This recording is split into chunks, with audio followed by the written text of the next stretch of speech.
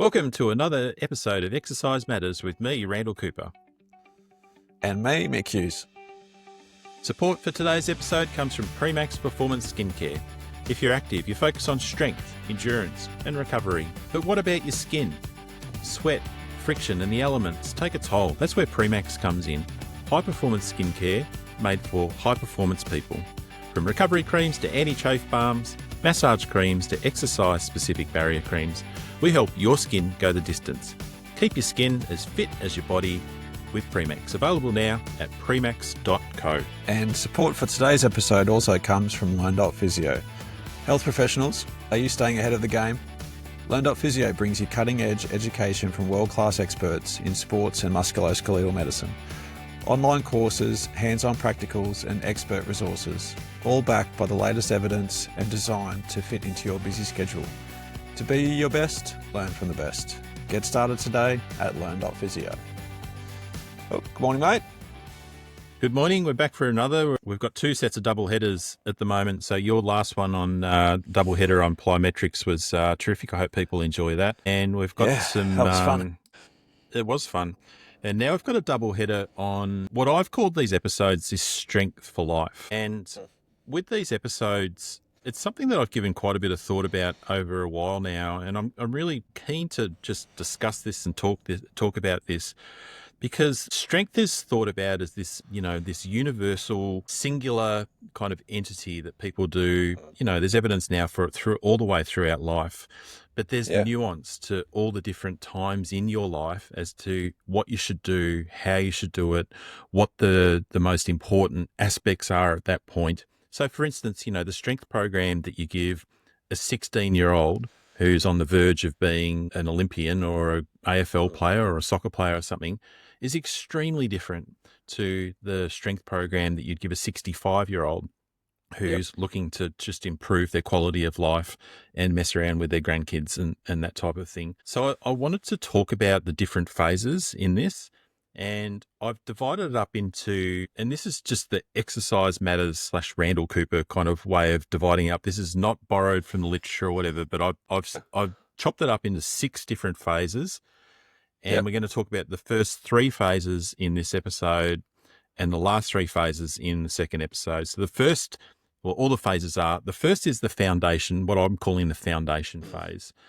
And this is, again, we're talking about strengthening primarily, but exercise as a wider kind of topic is what we'll discuss, but strength is the main thing. Foundations phase is from years 13 to 16, teenagers just starting to get into strength training. We'll talk about whether it's safe, whether it's not, how much they can do, that kind of stuff. Then the second phase is what I call the developmental phase, which is 17 to 20. The performance years, when people tend to be the strongest and their best, between 21 and 35. Then the second episode, we'll talk about kind of the second half of kind of the life cycle. I'm calling it the adaptation phase. We're both in the adaptation phase between the ages of 35 and 50. And that's that transition from being at your peak physically into kind of starting to become older and having to deal with some issues other than just performance. Then the longevity phase or the longevity focus from the ages of 50 to 65. And then independence and health span focus from 65 onwards. So again, like when you think about this, and the challenging bit was also in digging into the literature and the research on it, it's very hard to kind of get studies that fit very neatly into these categories. Everyone's got their own definition of age groups and whatever. We've talked about so often that, it's 20-year-olds or 30-year-olds or teenage kids or whatever. So I've done my best to try and back this with some evidence, but interested in your thoughts, mate, on that evolution of strength throughout life, and also whether you think the way of categorising those ages and what I've called them is sensible or not. Yeah, for sure. I like it. I like that breakdown. I think importantly, and I can't wait to sort of, dive in a bit more into that early, 13 to 17-year-old age group, because I think that's like an area where we've got, so much potential to set our junior athletes up for greater success through then that kind of 17 to 20-year-old group, and then certainly through their performance years, if we can lay some really good foundations there. And personally, I don't think that's done very well across the board. Interesting, like the adaptation phase, I'd probably, I don't feel like, anyway, maybe it's a different way of looking at that. The adapting to a new phase of life is probably what what it's coming from. I feel like I'm in a degradation stage at the moment, but we don't want to be too negative about that. Yeah, no, I love that breakdown because it definitely highlights those big sort of chunks of time where your body is kind of growing and then performing, and then we're on a bit of a downhill slide after that. Yeah, can't wait to talk more about each phase and chip in. And thinking about also, our professional history, both of us, we're fortunate in being both physios and I feel actually very grateful in life for this as well, is that unlike, let's say, like a baseball coach or even someone who's kind of, runs a BFT or something here, you tend to get a very narrow population that comes and sees you. Whereas I've been fortunate enough to look after 8-year-olds all the way through to 88-year-olds and everyone in between. So you have to understand this and you have to know it. And I suppose that in some ways we're uniquely positioned to kind of look at those, what is needed for each of those life phases. Yeah. And it's not necessarily just chronological age either. Clearly there's some people who are 45 who are unbelievable athletes. But then you can also get some 21-year-olds who need a lot of work also. So, I think that, again, just kind of our own reflection here, as well as what the evidence is saying. Hopefully it's a great conversation for everyone listening. Yeah. Can't wait, man. All right, well, let's go into it. The first phase is what I've called the foundation phase. That's the age of 13 to 16. And I'll tell you a story. When I went through high school, there was this kid who was above me, who was from Italian heritage. He was a wonderful athlete. He was in the first football team. He was the fastest runner that the school had seen for ages. And during our years 8, 9, and 10, which kind of is roughly 13 to 16 here, he was off the charts. But he stopped growing, and he was very muscular, and everyone knew that he did weights. And back in these days, everyone thought, and there's still a perception out there, that if you do weights when you're kind of in these ages, it's going to stunt your growth. And he didn't go on to athletic glory. He was awesome when he was a schoolboy, but then when he got to the end of high school, like, he just kind of came back to the pack, and everyone blamed it because he did weights in his youth. Are you still seeing that out there, mate, where people are saying do not do any strength training in these younger years because it will affect your growth? Yeah. There's still like a hangover from those messages, and I don't know where that messaging came from. It was something that was around when I graduated from university. So even like the 2000s, even going through exercise science days, those kind of conversations were lingering, and there would have been a lot of people who were kind of just sort of bucking the trend and just lifting weights anyway. But I still hear that often from well-meaning parents who, it's always around the sort of the coaching circles that, my son and daughter are involved in netball and soccer. And so, the coaches that are, putting their hand up to coach these kids, they're just mums and dads that sort of grew up in the 80s, 90s and 2000s. And they haven't done level 1, level 2, level 3 coaching. They haven't studied exercise science. They're kind of just sort of hanging on to some of the messages that were passed on to them, and it still lingers around. And no matter how much you try to sort of get them to change their ideas or sway them to a position where strengthening can be done safely and in the right circumstance at the right load and the right frequency, it is. It's a shame because obviously there is no evidence to support that notion, and what we are clearly seeing is in young athletes, there's going to be tremendous potential and gains from both a performance benefit, but also to an injury prevention point of view. So it's around. It is. So let's put some evidence behind this. There was a paper, it was an updated position statement paper by the National Strength and Conditioning Association of the US. It was published by Fagenbaum and colleagues in 2009. And it really put that, as you mentioned, there's a number of studies that led up to this, and this was a consensus statement by all the experts in the area. And this is what the statement basically said. Injury rates in youth training is low. it's safe, and it's beneficial. There's no scientific evidence that supports the idea that resistance training negatively affects growth plates or height. And if anything, resistance training likely enhances bone density. It may reduce risk factors for obesity, diabetes, and cardiovascular disease later in life.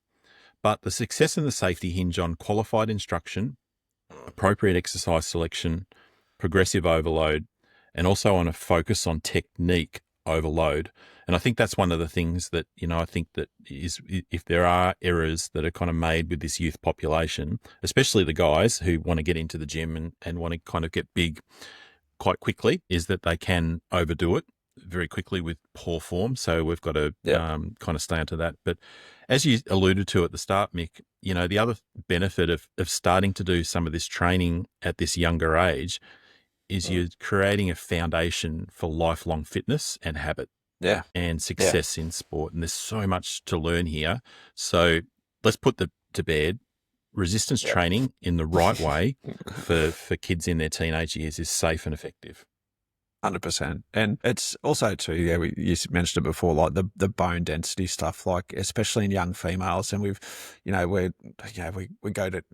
harp on this every episode that, females are underrepresented. But what we're seeing clearly as time goes on is that young female athletes just don't get those same opportunities for resistance training, strength training. And we know their bone health suffers, much more than men in their middle to late stages. So to bank up some great bone health in their early teens and their sort of late teens, we could be having a significant positive impact on overall general health in this young female population if we sort of open up a bit more resistance training and strength training to them and make it a lot more accessible. Yeah, that's my hill I will die on.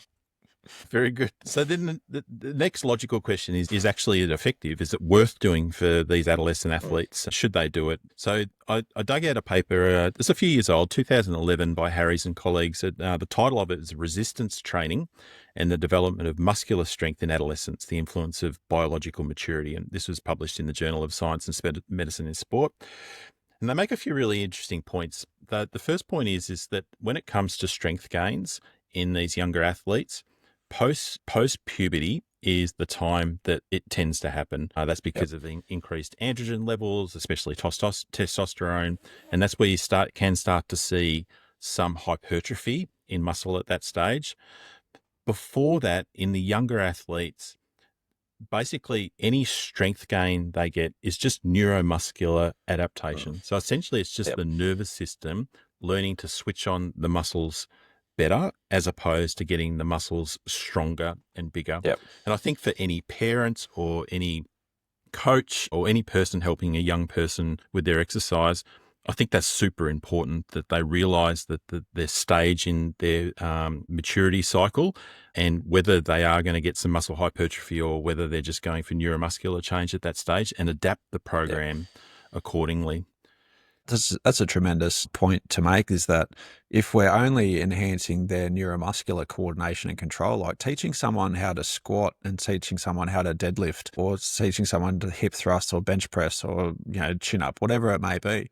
And if we know that pre-puberty, we're not going to have such a huge impact on their, musculoskeletal, hypertrophy, so to speak. That's a skill. That's a huge skill that if that lays down in their body and how they perform and how they move, that's going to transfer so positively in them being able to then sort of actually break down and build muscle as they get older when they do have a lot more of those circulating hormones getting around their bodies. That's a really important point. The last point this paper makes, and I think it's a really important one, is that chronological age is a very poor predictor of training outcomes.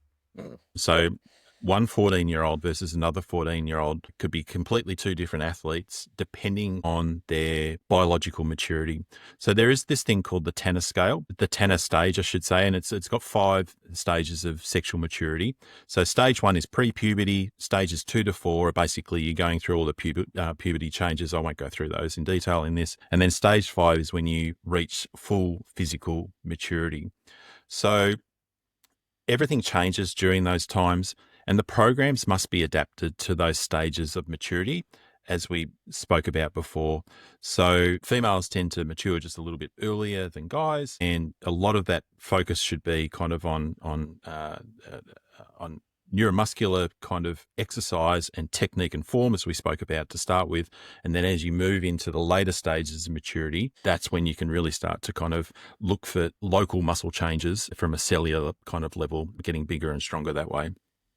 Yep. There's a few things I think we'd need to watch out for in this population, Mick. I'm sure you'll agree with me, and that is that what everyone colloquially refers to as growing pains. And females stop growing somewhere between about the age of 14 and 16, and males somewhere between about 16 and 18. So these tend to be like, especially we call it the growth apophyseal sites. So essentially where the bones kind of the tendons and muscles are tugging on areas of bone growth. And we see this in the knees, at the typical tuberosity, and then also de Sever's disease kind of down in the heels as well. So I think they're the things to kind of not push through, and we won't go into the whole management of these just in this podcast, but they tend to be kind of during these growth spurts, things to watch out for, particularly with people and athletes that are doing resistance training.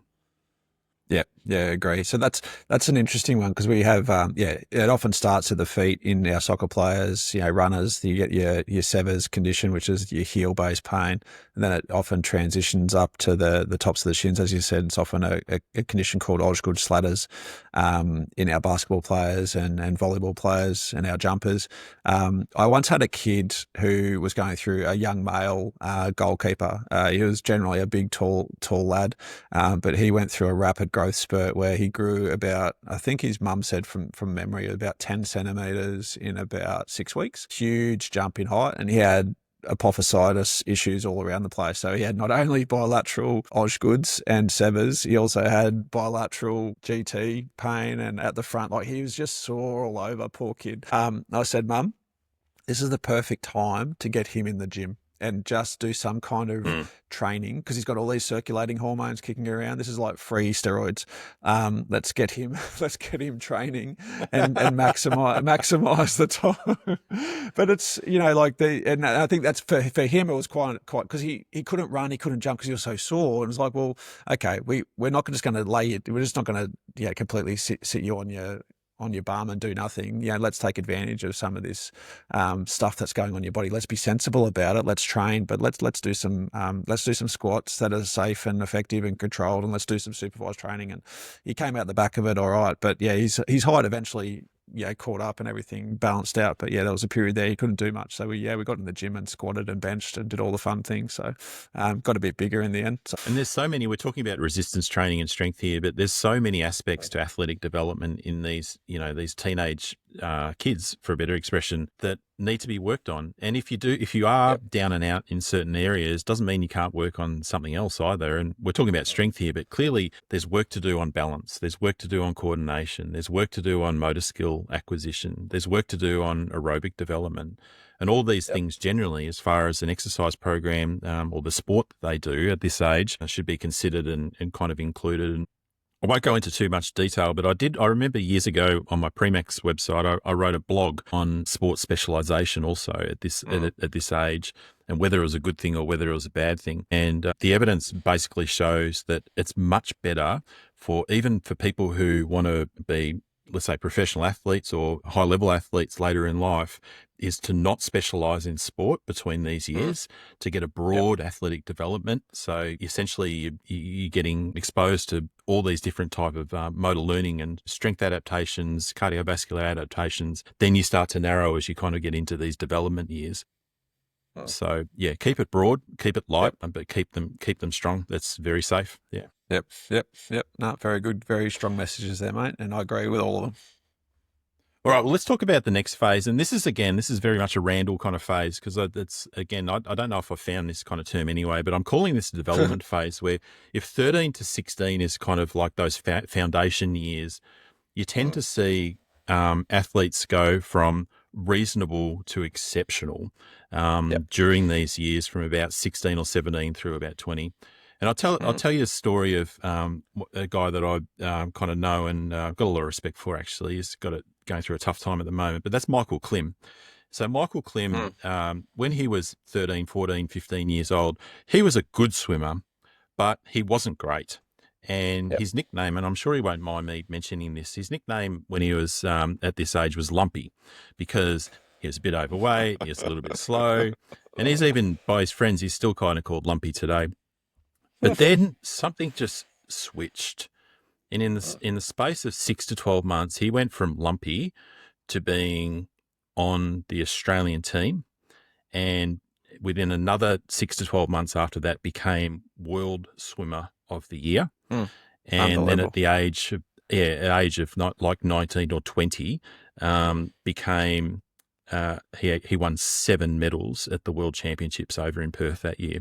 Yeah. So it's one of those things where you can see those foundational years are very important. And in Michael's situation, clearly he was strong and he was fit and he was doing everything. But then he just got put on an athletic rocket ship and he just took off during those years. And you see that often in kind of sport as well. So set yourself up well in those foundation years. The development phase is when it all tends to come together. And clearly, like there's natural ability and genetics that play a part here.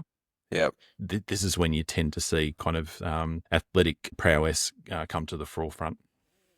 Yeah, well, it's just that sort of evolution of boys and girls into young men and women, right? So, like, you've kind of gone through your growth spurts. You kind of got through those awkward kind of giraffe years where you kind of have moments where your growth so rapid that you look like a giraffe. Your coordination is all over the place because your muscles and tendons can't keep up with the rapid growth. Things have stabilized in terms of growth, and your coordination, control, all those kind of things are stabilized. And now we've got this nice foundation to lay down good strength. I find this period of time interesting is it's also it's often quite a risky period too, because even though we're probably not going to get as tall as what we will get in the future, our bones are still yet to reach their peak. So often this is where the period of time where young males and females who start getting into development programs, they might be joining the senior men's footy club or the senior women's netball club, or they might be going up a grade in, their running groups, whatever. Their bone injuries start to sneak in around this sort of stage too. Our cricket fast bowlers, especially our pitchers, over in America, we're seeing, these kind of bone stressy injuries start occurring, which is probably another conversation for another time. But I think this is like an interesting window of time too. Yeah, and I've got this point in my notes as well, and that is that these people are still developing. And I think that, again, for looking after a lot of these athletes at this age, it's like they are not mature athletes. And using a car analogy, it's like they turn into a high-performance car, but they have got inexperience driving it. So that's where, some of these coordination issues, these control issues, they've got all this power and this energy, but sometimes you've just got to kind of pull them back half a step to make sure they package it up in the right way. Again, like technique is very important when we're talking about strength training at this stage. They can get very strong, but the temptation is just to kind of push as heavy as you can without great technique. So I think that that's important to consider. The other consideration is that this group tends to kind of overtrain due to high enthusiasm because they've essentially created this Ferrari. And then there's all the external pressures of school and sport and now social media, that kind of thing. So it's a exciting phase for an athlete. It's a challenging phase to contain them, to make sure that they can reach the performance years in really good shape, and that they, again, can kind of make sure that they don't waste this phase by doing inappropriate training. Yeah, and this probably, it's one of those things that often gets lost, and we talked about this a while ago, sleep. We haven't probably gone too much into nutrition, but it's also the time of my life where probably their sleep habits are a little bit all over the place, year 12 exams and first year of uni, or, that stage of life where probably sometimes they sacrifice sleep and maybe a bit of alcohol, and late nights may sort of weave into this kind of period of time too. So it's an interesting area of their development. And I feel like this is obviously just my 2 cents worth. I feel like those that come out the backside of it a bit better through their performance years, they're probably the ones that do pay a bit more attention to those 99 percenters. The ones that sleep well, eat well, and probably limit their partying ways probably end up with more robust, resilient bodies that have probably got through those kind of injurious periods of time. That's just my little 2 cents worth, but there's certainly no scientific evidence to support that notion. But we do see links, obviously, with poor sleep habits and high injury rates in our younger kids too. So that's just one little thing. No, I agree, and you do. You got your P plates on as an athlete here, so it's a really good phase to do everything right and avoid the temptations of overdoing it. We did touch on the topic of optimizing bone health just before you did, Mick. I don't want to go into this to too much detail because we should get an expert on to kind of talk through it at that stage. But just as a really quick kind of couple of points, girls typically reach 90% of their total bone mass by 18, and boys around by about 20 as well. And most people kind of achieve their full peak bone mass somewhere between the ages of 20 and 30 as well. So it's so important for people to actually do resistance training, to do impact training, whatever, for health later in life, because if you've got weak bones and you get to our age, particularly for females, that's where you can start having issues of osteopenia, osteoporosis, fractures. It's a important developmental phase as well as an athletic phase physically also. Yep.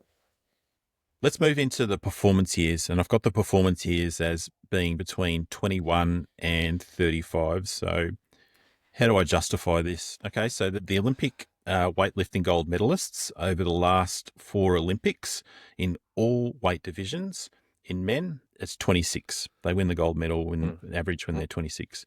There was a Chinese athlete who won at 37, actually, only a couple of Olympics ago, 2020. So you can have outliers. Yep. But yeah, 26 and 25.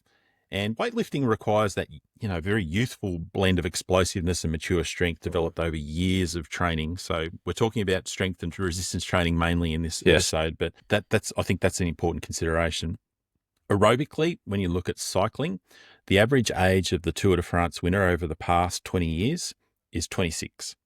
So Cadel Evans was 34 when he won in 2011, and Pogacar was actually only 21 when he won for the first time in 2020. So 26 is when people are kind of reaching their peak in cycling.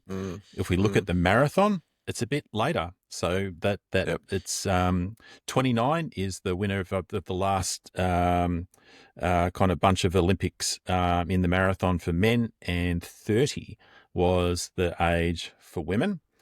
And then if you look at some of the other sports that we always talk about, AFL, the winner of the Brownlow medal for the guys is 26 years. The winner for the best and fairest for the women was 28 years. NBA's MVP was 27 for the men, 28 for the women. And the player of the season in the English Premier League was 26 for the men and 26 for the women. So it'll be 26 again. Yep. So most athletes do peak in their mid to late 20s, depending on the sport. Power and speed tend to be that little bit earlier, and endurance and skill-based sports just that little bit later. We also, if you kind of paid attention to my numbers there, like women tend to slightly later as well. And we're not sure whether that's because of why that is, basically. It could be that historically women have come into sport a little bit later in life. It could be due to developmental type of things. We're not quite sure, but the women tend to just be a little bit later. So the performance window is actually longer than what most people assume. So many sports have a broad range, and I've kind of like anywhere from about 21 through to about 37, 38 is where people have won events kind of at the highest level. So it seems like we're settled that you're best in your mid-20s. Does that sound like what's happening here? Yeah. No, I'm going to say no. It's not. No, it's not. It's not. And we're talking. Go on. We're talking strength and resistance training today. So I threw that one into through you, Mick. So max strength can actually improve into your mid-30s. So there's a study that was published by Solberg and colleagues in 2019, International Journal of Sports Physiology and Performance, if people want to look it up. And its title is The Peak Age and Performance Progression in World-Class Weightlifting and Powerlifting Athletes. And what they did is they wanted to quantify the age of peak performance, and basically when people won weightlifting competitions versus powerlifting competitions. And they used results from the World Championships kind of between about the year 2000 and about 2017. The peak performance age for weightlifters was 26, as I said. And remember, when we spoke about that, if you think about the Olympic lifts, the clean and jerk and the snatch, it's explosive. It's fast, whereas powerlifting has got more to do with strength. And believe it or not, the average age of the powerlifting medals was 35. So they're the higher level strength and max strength is older. The power and speed is younger. And what they found in this study was that actually before the 5 years kind of leading up to those ages, the powers lifters improved 12% and the weightlifters improved 9%. So essentially that age from 30 through to 35 in the powerlifters is they saw incredible gains in powerlifting. Right. Cool. So it underscores like the importance of just progressive training during these formative years when it comes to actually getting to max strength as opposed to max power and max speed.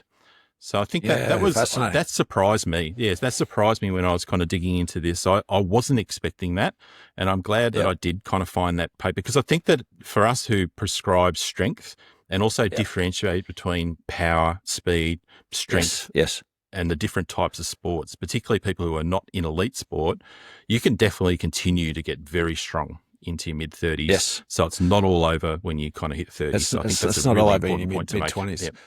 Yeah, that's good. That's a really nice thing to bring home, because like I'd probably comment all the time to most of my patients that you can get fitter until I was always kind of under the impression that you could get aerobically fitter, till late 30s, early 40s, and we're kind of seeing that play out. Strength, however, I was kind of under the impression that mid 20s, late 20s is going to be your peak. And then we're on a bit of a slow, steady decline. So you could always, this is what I always say, you could always be better and stronger than what you were last week, last month if you train. But ultimately, we're going to be unable to reach the peak of what we could potentially get if, if you're in your 50s, you're not going to be ever as strong as what you could potentially be in your mid 20s. But there's always gains to be made no matter when you start. So that's kind of my overwhelming message here. But I didn't realize, and thanks for bring this up, that we actually can continue to see some nice gains there in strength until our sort of mid-30s. So we've got something new to bring to the table tomorrow. Thank you. Well, it's interesting statistics. And I think also that the point is that also that this is the pinnacle of, sport basically. So you can also have a reasonably quiet, for instance, where, you don't do a lot of exercise because you're into your career or whatever it might be. You don't do a lot of strength training. And because of that, you can still see enormous gains, through till you're 45 or 50 if you want to. Yeah. So a lot of it's got to do with training age, training maturity, as well as just your chronological age. And in elite sport, we discuss that all the time. What's your training age and what's your chronological age? And sometimes they're two very different things. Very, very different. That's exactly right. But it sounds like from the first half of this podcast is that the kind of overriding message here is, ideally start young and learn how to lift and learn resistance training and get into some supervised training and lay that really strong foundation and make sure it just gradually and gently progresses over time, and it's going to set you up for success. So no, that's been a great start, mate. Thank you. That's great. Well, we've got episode 2. Episode 2 is next week. We're going to talk about basically the years from 35 through to being in your older years. So looking forward to discussing that with you, Mick. Mate, let's have a breather, and we'll can't wait to talk about it next time.